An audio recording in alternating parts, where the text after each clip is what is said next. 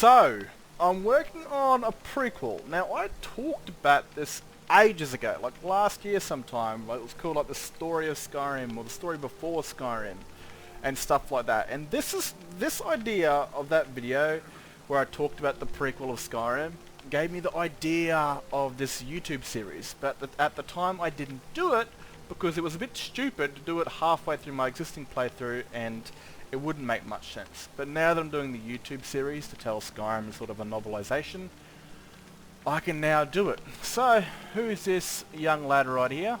Well, we're up to the part of Ulfric's early days. You're a very pretty young woman. Well, it's actually pretty good.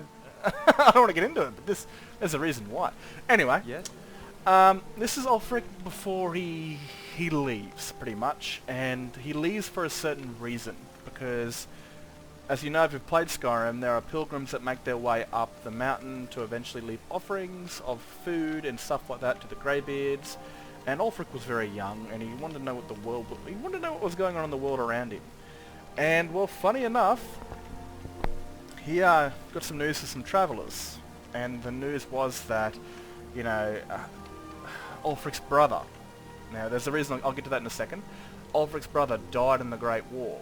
Now, the reason I credited Ulfric's brother was because it doesn't make much sense that Hogue Stormcloak, Ulfric's father, would send his only son and heir to Windhelm up to become a Greybeard, because they're monks. It's not a small thing you can just do. It's a lifestyle. It's a lifelong choice.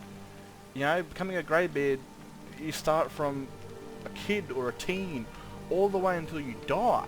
So it didn't make much sense that his only son and heir would become a monk for life. Now, I invented his brother, who is right over here. Still standing here. I'll be right here then. Holval Stormcloak, his older brother, the heir to Windhelm. Now, when the Great War starts, I did some lore reading and stuff like that. The Northern Legions join the Empire in the year 173, I'm pretty sure. But pretty much, I think by the year 174, the Imperial City gets surrounded, and well, the Emperor escapes through the northern bridge and escapes into Skyrim. But unfortunately, Holval was killed in the fighting in Cyrodiil, and he lay dead.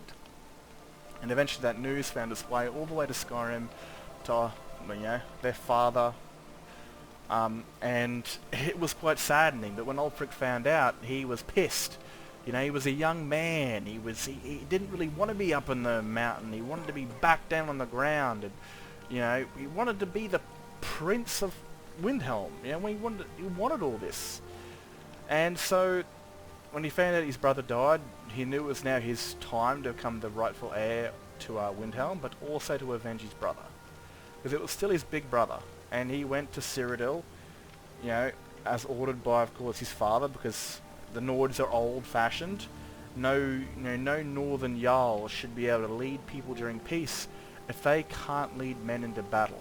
So Ulfric had to follow in his brother's footsteps and hopefully not die. He got close to it. He actually got captured by the Thalmor. But so we invented Holval. He looks pretty cool. So as you can see here, there's some old legionnaires.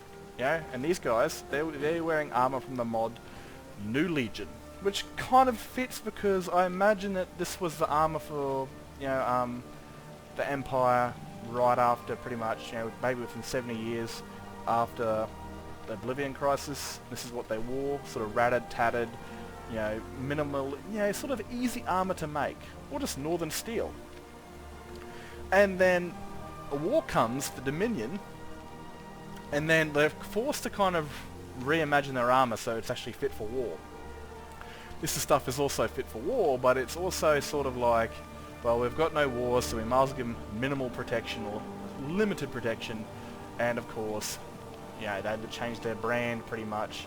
A lot more armor, a lot more plate, a lot more flexibility, for the next fight with the Dominion, so the troops are a little better equipped and all that sort of stuff. But yeah, so this is a prequel that I'm doing. A little showcase, because I'm up to the stage now where I can actually get into Ulfric. I've got 6 minutes of this stuff, man. It's taking me days. So I really hope this goes well. I hope people... Shut up, again. I really hope that people enjoy this, man, because there's a lot of effort into this son of a bitch. You know, making new characters, expanding a few things, making it all make sense, if that helps. So, with all this, I hope you guys have enjoyed this little showcase, and let me know in the comments, because, again, I do love comments. It's good things to have conversations of what you think on what I've done, and what works in your game. Like, what stories have you created in your game that kind of make sense to you? I'd love to hear it. Anyway, I'm going to get out of here, and I hope you guys enjoy, and peace out.